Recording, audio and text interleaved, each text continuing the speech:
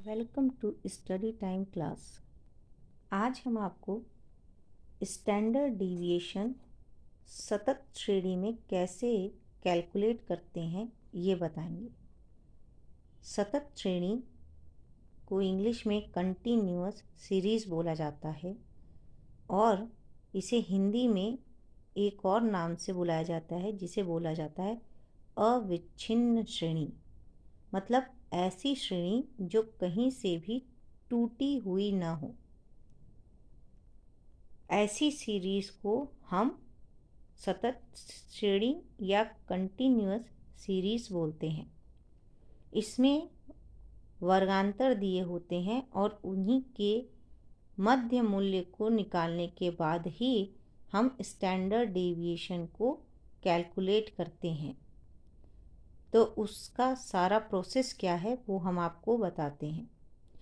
सतत श्रेणी को कैलकुलेट करने के लिए जो फॉर्मूले की या सूत्र की आवश्यकता होती है वो सूत्र और फॉर्मूला खंडित श्रेणी वाला ही होता है।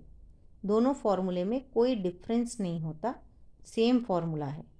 जो फॉर्मूला खंडित श्रेणी में अप्लाई हुआ है वही सतत श्रेणी में भी अप्लाई होगा। चलिए अब आपको एक उदाहरण के माध्यम से हम सतत श्रेणी कैलकुलेट कैसे करें ये समझाते हैं।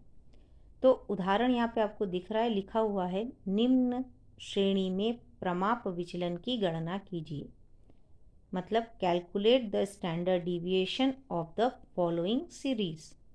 तो सीरीज में पहली चीज़ दी हुई है मार्क्स और दूसरी दी हुई है नंबर ऑफ स्टूडेंट। मार्क्स में आपको दिख रहा है कि यहाँ पर दो वैल्यू लिखी हुई है, पहली तो 0, दूसरी 10।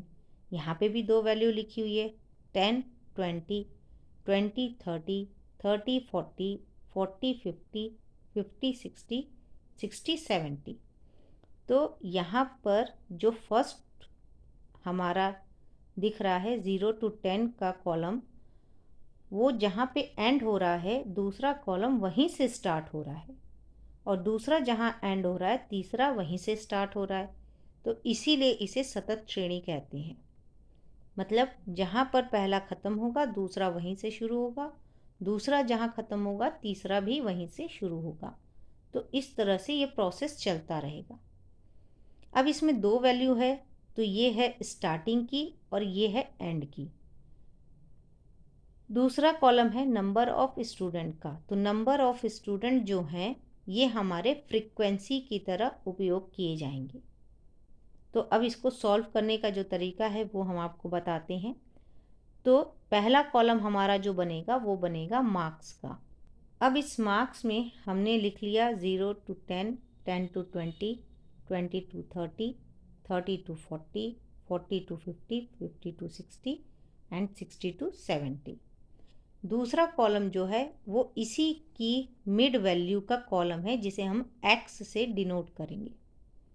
अब ये मिड वैल्यू निकलेगी कैसे, तो इसका फर्स्ट वैल्यू और लास्ट वैल्यू को ऐड कर देंगे। तो पहली वैल्यू है 0, दूसरी वैल्यू है 10, तो 0 + 10 = 10 और उसको फिर 2 से डिवाइड कर देंगे यानी कि भाग दे देंगे। तो 10 में 2 से भाग देंगे तो आएगा 5।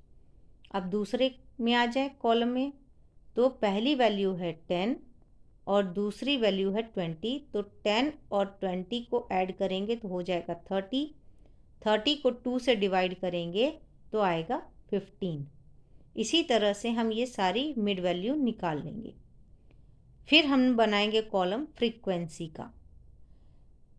फ्रीक्वेंसी का कॉलम बनाने के बाद जो नेक्स्ट कॉलम हमें बनाना पड़ेगा वो बनाना पड़ेगा fx का, यानी फ्रीक्वेंसी मल्टीप्लाइड बाई x।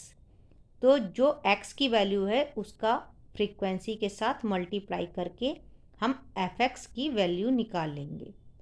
अब fx की वैल्यू निकलने के बाद हम इसका टोटल कर लेंगे, तो आएगा सिग्मा fx जिसकी वैल्यू आएगी 3100। फ्रीक्वेंसी को टोटल करेंगे तो आएगा 100। ये है हमारा n। नेक्स्ट जो कॉलम है वो है हमारा dx का। dx निकालने का तरीका है कि ये जो मिड वैल्यू x आई है इसमें से हम मीन को घटा दें। मीन निकालने का जो तरीका है वो हमारा है सिग्मा fx में n से डिवाइड कर दें। तो सिग्मा fx में जब n से डिवाइड करेंगे तो fx की वैल्यू है 3100 और n की वैल्यू है 100, तो डिवाइड करने पे आएगा 31। यही 31 हमने यहाँ पे लिखा है। तो x में से मीन को घटाना शुरू करेंगे। तो जब x में से मीन को घटाएंगे तो पहले 5 माइनस 31 करेंगे तो आएगा -26, फिर 15 माइनस 31 करेंगे आएगा -16, 25 minus 31 -6, 35 minus 31 is equal to +4, 45 minus 31 is equal to +24, 55 minus 31 is equal to +24, 65 minus 31 is equal to +34। ये जो हमारी पूरी वैल्यू आई है प्लस और माइनस में, ये आई है हमारे dx की। अब इसके बाद हम इसी dx की वैल्यू में इस f यानी फ्रीक्वेंसी से मल्टीप्लाई कर देंगे। तो हमारा जो आएगा वो आएगा f dx।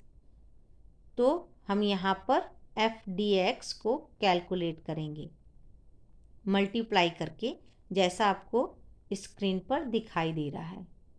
अब इसके बाद जो हमारा लास्ट कॉलम बनेगा वो बनेगा हमारा एफ डी स्क्वायर एक्स का।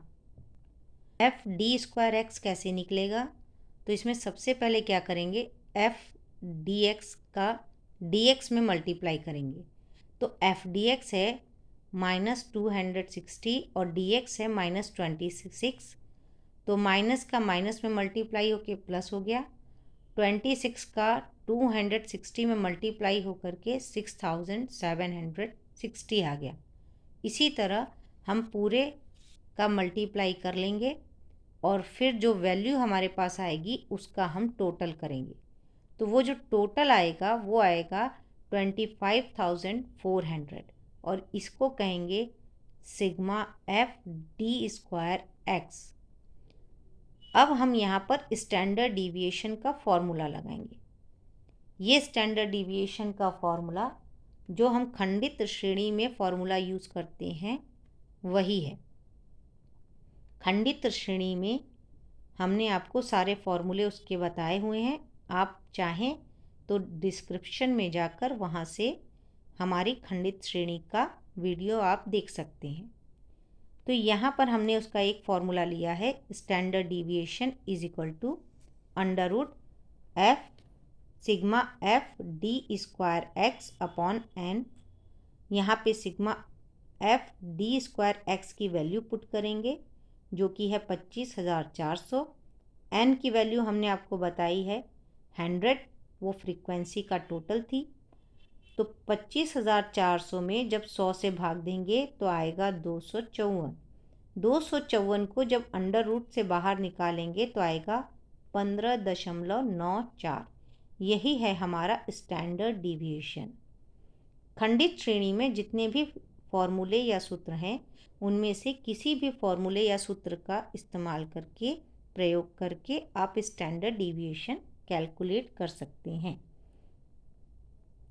उसका आंसर पर कोई भी इफ़ेक्ट नहीं पड़ेगा। हर फॉर्मूले से आंसर एक ही आएगा, सेम ही आएगा। अब यहाँ पे आता है कि अंडर रूट कैसे निकालें। तो अंडर रूट निकालने के लिए भी मैंने वीडियो बनाया है जिसका लिंक इसी वीडियो के डिस्क्रिप्शन में है। वहाँ से आप जाके अंडर रूट कैसे निकालें ये सीख सकते हैं। तो इस तरह से हमने आपको आज का सतत श्रेणी यानी कि कंटिन्यूअस सीरीज़ पूरा बता दिया। Thank you.